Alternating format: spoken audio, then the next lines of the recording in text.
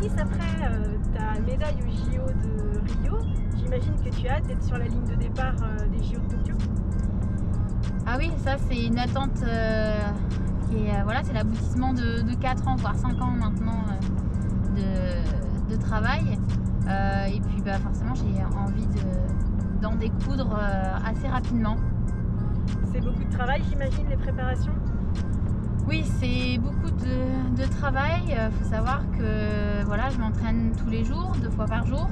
Donc ça équivaut entre 20 25 heures et ça peut monter jusqu'à 30 heures par semaine d'entraînement. Et dans quel état d'esprit es-tu à quelques semaines des JO? Alors mon état d'esprit, il est un peu comme celui, un peu comme j'étais à Rio. On va dire que je suis pas leader, je suis plutôt outsider, mais c'est un rôle qui me convient très bien. J'aimerais pas avoir le rôle de première ou qu'on m'attende au tournant. Je préfère être un peu en retrait, mais le jour J, montrer de quoi je suis capable. Et le but là étant de faire mieux, même si je sais que ça va être difficile. Mais voilà, la preuve en est, c'est qu'à Rio, on ne m'attendait pas. Il s'avère que j'ai fait 3 et là j'espère qu'on m'attend toujours pas et que je fasse, on va dire, un peu un hold-up et puis que j'arrive à passer la ligne d'arrivée avec une petite breloque. Et selon toi, quelles sont les qualités d'une sportive de haut niveau? Les 3 par exemple, principales. Je pense que les qualités pour un sportif de haut niveau qui prépare les jeux, ça va être le mental. Pour moi, c'est 90% du travail. Ensuite, effectivement, la qualité, ça va être aussi l'acclimatation à la chaleur. Il va falloir être à l'aise avec l'humidité et la chaleur. Et la dernière, je pense que voilà, c'est le travail tout simplement. Et la motivation dans le sens où parfois il faut aller à l'entraînement alors qu'il fait pas beau. Alors le mental vient aussi en compte à ce moment-là. Et puis l'entraînement tous les jours parce que on fait des concessions. On va pas voir des amis parce que on a entraînement le lendemain et on va être toujours en forme. Donc je pense que toutes ces qualités réunies font que on est sportif de haut niveau. Et si tu écoutes de la musique, quelle musique écoutes-tu avant une course?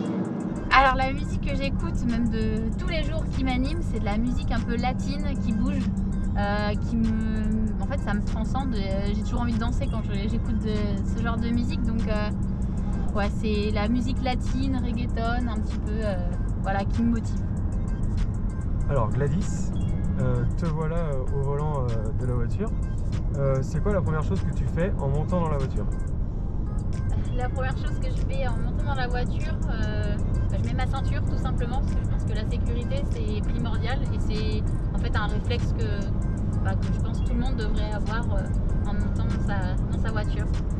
Est-ce que ton handicap a été un obstacle pour passer ton permis de conduire? Alors mon handicap a été un obstacle pour passer le permis de conduire dans le sens où il n'y en avait pas partout. Toutes les auto-écoles n'avaient pas d'aménagement de véhicules par rapport à mon handicap. Donc je devais faire 30 bornes pour trouver une auto-école où il y avait des voitures aménagées.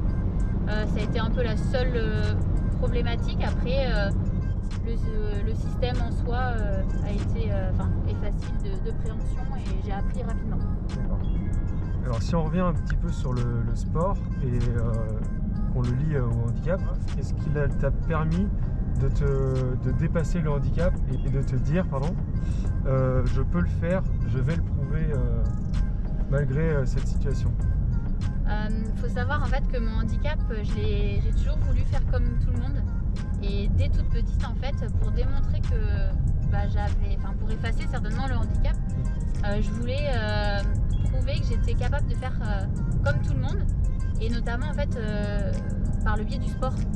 Quand on nous demandait, je sais pas, à l'école, de jouer au basket et de dribbler, on va dire, des 2 mains, je faisais comme je pouvais et je voulais toujours être la première tout le temps au sport pour un peu montrer aux collègues en fait que j'étais capable, que le handicap c'était rien en fait.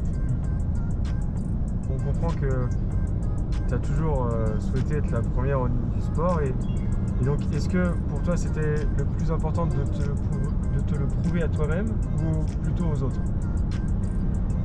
Je pense que je voulais me le prouver à moi-même et aux autres. Prouver à moi-même parce que je voulais qu'on me prenne comme une personne à part entière avant tout. Le handicap, certes, c'est quelque chose en moins, c'est visuel, mais ça n'empêche pas de faire les choses comme tout le monde. Donc c'est pas un frein, et montrer aussi aux autres que malgré une différence, parce qu'on est tous différents, je pense, dans la vie, d'en faire une force et d'effacer tout ça. Être une femme dans le milieu du sport, c'est comment dans la vie de tous les jours? Être une femme dans le monde du sport, c'est un avantage comme un inconvénient. Un avantage dans le sens où visuellement, je pense que les femmes passent plus, on va dire, à la télé de manière générale. C'est au niveau des sponsors, ça passe mieux. Après, c'est un inconvénient dans le sens où le sport féminin est beaucoup moins diffusé que chez les hommes. On le voit notamment au foot, je prends l'exemple du foot, mais c'est la réalité. Et encore moins, même le handicap, c'est encore moins valorisé aujourd'hui. Donc d'être une femme handicapée, c'est compliqué, mais je pense qu'avec le temps, en fait, ça évolue vraiment. Le handicap, on en entend plus parler à la télé. Et maintenant, il y a beaucoup d'égalité, on essaye d'être égal à l'homme. Il y a vraiment une grosse évolution depuis peut-être 5 ans maintenant. Ouais. Depuis même les Jeux de Londres 2012, il y a eu un gros effet un peu, boule de neige, je vais dire ça comme ça, mais où le handisport en fait a vraiment pris un impact important sur la société, quoi. Et on n'est plus mis de côté comme avant. On considère le handicap comme quelque chose c'est plus un sujet tabou finalement. On arrive bientôt à la fin de ce trajet. Qu'est-ce qu'on peut te souhaiter pour cette année et le futur? Ce qu'on peut me souhaiter, c'est une bonne fin de préparation, de bons JO, je pense. Ouais. Et puis le meilleur, en fait. J'espère en tout cas faire honneur à toute l'équipe en participant au jeu. Et le Graal, ça serait de rapporter une petite médaille et je viendrai vous faire un petit coucou. On se retrouve donc le 29 août, c'est ça? C'est ça, 2021 à Tokyo. C'est ça, rendez-vous le 29 août à Tokyo. Merci Gladys. De rien. On refait. Coupé. Coupé. Ça sera dans le bêtisier.